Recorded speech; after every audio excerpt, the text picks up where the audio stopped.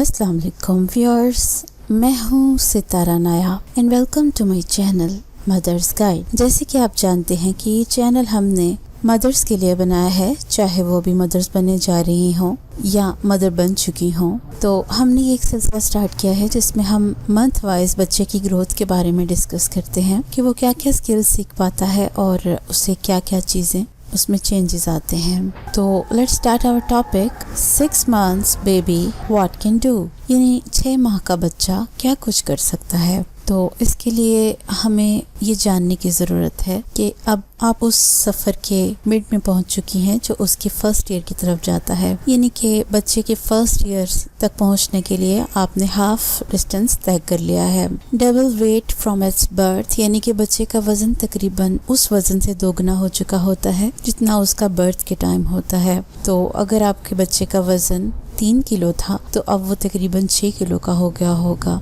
Monthly बच्चे के वजन में तकरीबन 1.5 से 2 पाउंड्स का इजाफा होता है। इसके हिसाब से आप अपने बच्चे के वजन को मॉनिटर कर सकती हैं। इसी तरह बच्चे की हाइट में तकरीबन आधा इंच का इजाफा होता है मंथली, और इसी तरह से आप अपने बच्चे की हाइट को भी मॉनिटर कर सकती हैं। Expected height of baby boy है तकरीबन 26.6 इंचेस, लेकिन ये एक स्टैंडर्ड बेबी का साइज है। जेनेटिकली कुछ बच्चे थोड़ा कम हाइट लेते हैं, कुछ ज़्यादा लेते हैं, तो उनका डिफरेंट होता है। Expected height of baby girl है तकरीबन 25.9 इंचेस, ये भी इसी तरह से कम ज़्यादा हो सकता है। Expected weight of baby boy है तकरीबन 17.5 पाउंड्स। वज़न भी इनहेरिटेड कुछ फीचर्स होते हैं बच्चों में, कुछ बच्चे ज़्यादा बल्की होते हैं और कुछ बच्चे स्लिम स्मार्ट होते हैं। तो ये जो वज़न है ये एक स्टैंडर्ड साइज बेबी का वज़न है। इसी तरह expected weight of a baby girl तकरीबन 16.1 पाउंड्स होगा,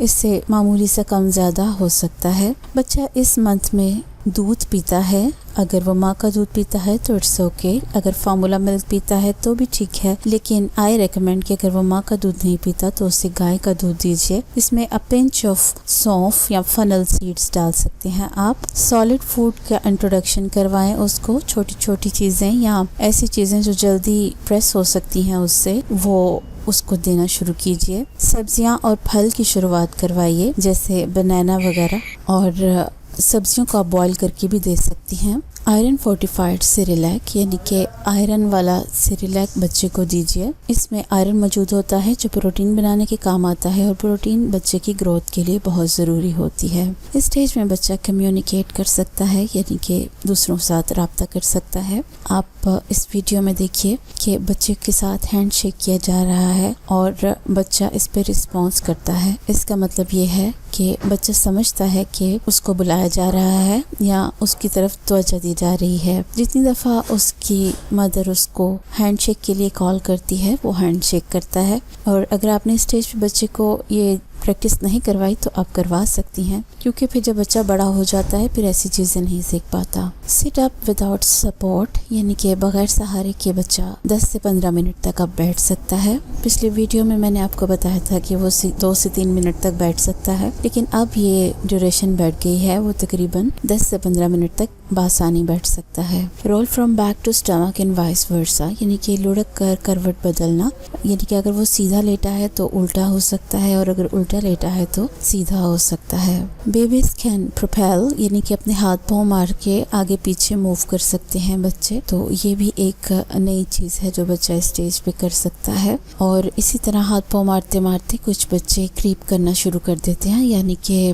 क्रॉलिंग की जानिब ये पहला कदम होता है। बच्चा 2-3 कदम आगे की जानिब या 2-3 कदम पीछे की जानिब लुढ़क कर पहुंच जाता है। इसलिए आपसे कहा था कि जो नीचे जमीन की तरफ जो पॉइंट्स होते हैं इलेक्ट्रिसिटी के, उसको कवर कर दीजिए। चेंज इन आई कलर, यानी कि आंख का रंग तब्दील होना शुरू हो जाता है, क्योंकि जब बच्चा पैदा होता है उसकी आंख का कलर थोड़ा लाइट होता है, लेकिन इस स्टेज में बच्चे का कलर डार्क हो जाता है, सिवाय उन बच्चों के जिनका इनहेरिटेड कलर लाइट हो। बेबी कैन स्माइल, यानी कि बच्चा मुस्कुरा सकता है।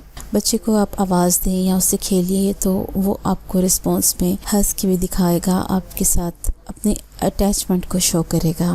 इसके अलावा बच्चा छोटी छोटी आवाज़ें निकाल सकता है जिन्हें बैबलिंग साउंड्स कहते हैं, जैसे मामा या बाबा वगैरह, लेकिन वो इनके मतलब नहीं जानता। अगर आप ये समझें कि वो इन बातों के मतलब समझता है तो यह गलत होगा। आप बच्चे को तकरीबन सॉफ्ट टॉयज तमाम तरह के दे सकते हैं। ये बच्चा इस वक्त एक सिंपल बैलून के साथ खेल रहा है। आप उसकी बैठने का स्टाइल देख सकते हैं, आप उसकी ग्रिप देख सकते हैं। ये बच्चा यहाँ पे 6 मंथ का है, तो आप इस तरीके से अपने बच्चे को भी पिलो वगैरह के साथ थोड़ा सहारा देकर बिठाएं तो वो ज़्यादा देर के लिए बैठ सकता है। इसी तरह अगर कोई घर में ट्राइसाइकिल वगैरह मौजूद है तो उसके ऊपर झूला लेना भी बच्चा पसंद करता है। देखिए बच्चा ना तो डर रहा है ना ही रो रहा है, बल्कि वो इस चीज़ को एज ए सरप्राइज ले रहा है, क्योंकि इस स्टेज पे बच्चे को कलर्स और लाइट्स इम्प्रेस करती हैं और अट्रैक्ट करती हैं। अगर आप बच्चे का कोई भी टॉय लें तो कोशिश किया करें कि वो शोख रंगों में हो और उनमें लाइट इफेक्ट्स हों, क्योंकि बच्चे इन चीज़ों से अट्रैक्ट होते हैं और उन चीज़ों में ज़्यादा इंटरेस्टेड होते हैं जो कलरफुल होती हैं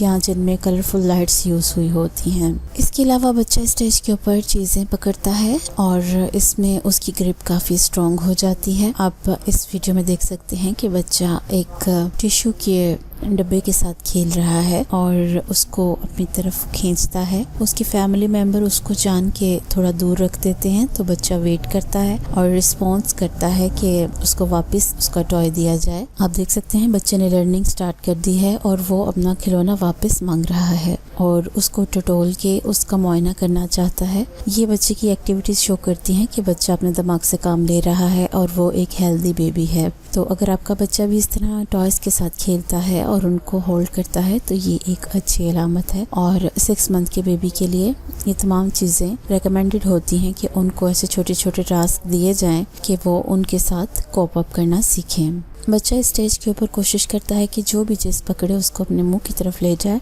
ये चीज़ उसको इंस्टिंक्ट होती है, यानी कि उसे बाय बर्थ ही चीज़ मिली होती है, इसलिए वो जो टॉय भी होगा अपने मुंह तक ले जाएगा। इसलिए कोशिश करें कि जितने भी टॉयज हैं वो साफ सुथरे हों और उनमें कोई कोने ना हो ऐसे शार्प जो बच्चे को लग सके, और चीज़ें हाइजेनिक हो। जिस जगह पे बच्चा क्रॉलिंग करने की कोशिश करता है वो जगह भी साफ सुथरी हो। तमाम बच्चे नहीं, लेकिन कुछ बच्चे इस मंथ में पहला दांत निकाल लेते हैं, तो इस मंथ में ये चीज़ भी बच्चे में एक नई आती है कि वो अपना दांत निकाल लेता है और उससे रिलेटेड उसको थोड़ी सा टेम्परेचर वगैरह भी हो सकता है, मोशन भी लग सकते हैं, तो उसके लिए आपको पैनिक होने की ज़रूरत नहीं होती। इम्पोर्टेंट नोट जो आपको बताना था वो ये है कि एक वीक में आप बच्चे को एक सॉलिड फूड इंट्रोड्यूस करवाएं और उसके इफेक्ट्स देखिए कि क्या बच्चे को रैश तो नहीं हुए, डायरिया तो नहीं हुआ या वॉमिटिंग तो नहीं हुई। अगर बच्चे ने इन तीनों चीज़ों में से कोई ऐसी उसमें प्रॉब्लम नहीं आई तो इसका मतलब है कि बच्चे ने वो चीज़ें टॉलरेट कर ली हैं। इस तरह से आप वीक वाइज चीज़ें इंट्रोड्यूस करवाइए और उनका इफेक्ट देखिए और जो बच्चे के लिए सूटेबल हैं उन्हीं को अपने चार्ट में शामिल कीजिए जो आप बच्चे का फूड प्लान बनाना चाहते हैं। उम्मीद है कि आपको ये वीडियो पसंद आई होगी और